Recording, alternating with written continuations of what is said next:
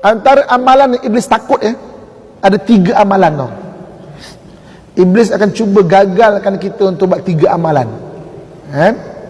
Sebab 3 amalan ini kalau kita boleh buat, Nabi SAW ada menyatakan pahala dia kekal sampai bila-bila. Okey. Yang pertamanya, Iblis akan berusaha untuk jadikan kita tak dapat nak didik anak kita menjadi anak soleh, supaya kalaulah kita dah tak ada nanti, anak tu tak ingat kat kita, tak doa dekat kita. Tak ingat kat kita, tak doa dekat kita. Dalam kubur ada 2 jenis kubur. Satu, kubur yang bercahaya dan juga kubur yang gembira ahlinya.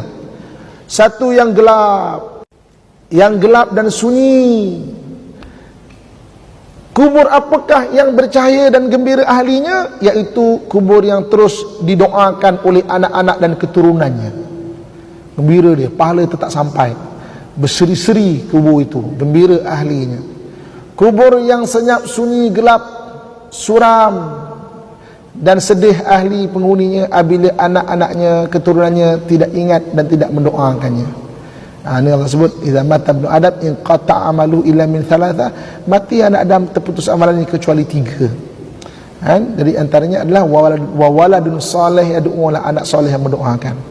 Saya ibu akak-akak tuan-tuan sekalian kan, nak kongsikan pengalaman saya sebagai seorang anak. Pengalaman saya sebagai seorang anak. Okey.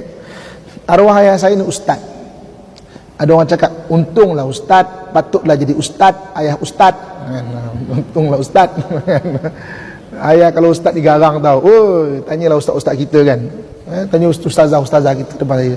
Dah ada anak digarang tak? Ustaz digarang. Oh, garang ibu kakak sekalian kan. Dia banyak nasihat dekat saya. Kan? Ketika hari dia meninggal, ada satu nasihat saya tak lupa. Dia banyak nasihat pada saya dan kadang nasihat tu kita lupa. Tapi ada satu nasihat yang saya tak lupa. Kan? Ini saya nak kongsikan pengalaman saya sebagai seorang anak. Satu hari dia ambil tangan saya, kan? Dia ajak saya duduk, dia pandang mata saya, dia kata, Amin, besok kalau abah meninggal, kau jangan lupa doakan untuk abah. Dia pandang mata saya, kan? Kau jangan lupa doa untuk abah. Dah pandai belum doa untuk abah ini? Hari dia meninggal, banyak pesanan dia saya lupa, tapi pesanan ni saya tak lupa. Sebab dia pernah sebut kat saya benda itu pada saya, dekat telinga saya. Kan? Jadi saya nak kongsikan, ibu-ibu, akak-akak saya sekalian kan, ayah-ayah saya sekalian kan, anak kita dah sekolahkan sampai ke London lah, ke US lah, ke